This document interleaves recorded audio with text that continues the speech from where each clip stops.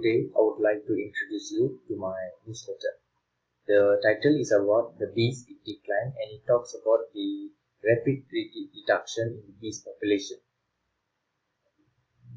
Okay, in this issue, in this newsletter, we can learn about the colony colon disorder, the mechanism, the ultimate dance performed by the bee, the problems which comes one after another that these bees will face, the restock potential of the bees, and what can we do to help to improve the situation, and do we actually understand the problem.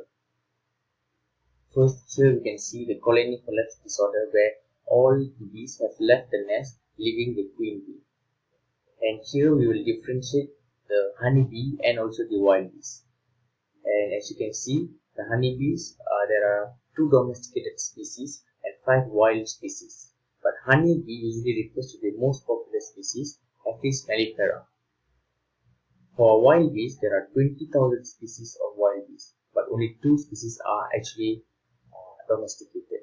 The rest are wild bees, which are not reared by humans, and all of these will collect pollen, but only honeybees store their honey. And let's talk about the ultimate dance. Bees perform dance to pinpoint the location of the food source.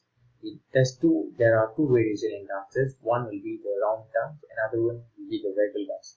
The round dance is to pinpoint the location of food source which is not very far from the beehive, and the waggle dance to show complex actions and also changes that they may face while going to the food source. And we also will see the mechanism of the vibration of the bees that the bees does.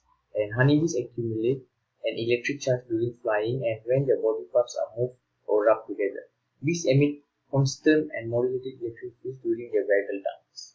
But both low and high frequencies component emitted by dancing bees induce passive active movement in the stationary bees according to Coulomb's law. And here you can see the restock potential survey.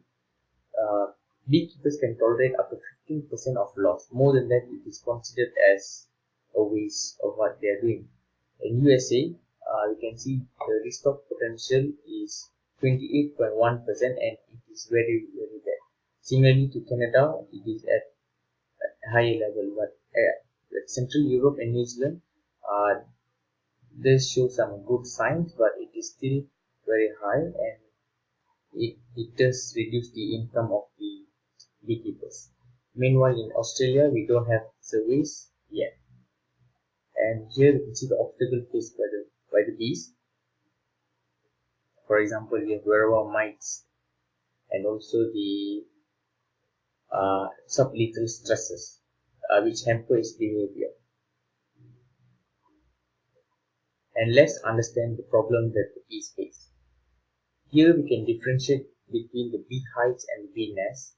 Beehives are the man-made bee hotels which is kept to rear bees, and bee nests are actually the nest built naturally by the bees itself. What can we do to improve the situation? We can buy local honey rather than mass-produced version, reduce or eliminate the use of herbicide and pesticide, improve the environment where bees collect food, install a bee hotel, can plant bee-friendly flowers, and mow the lawn less often. Thank you. That's all for my newsletter.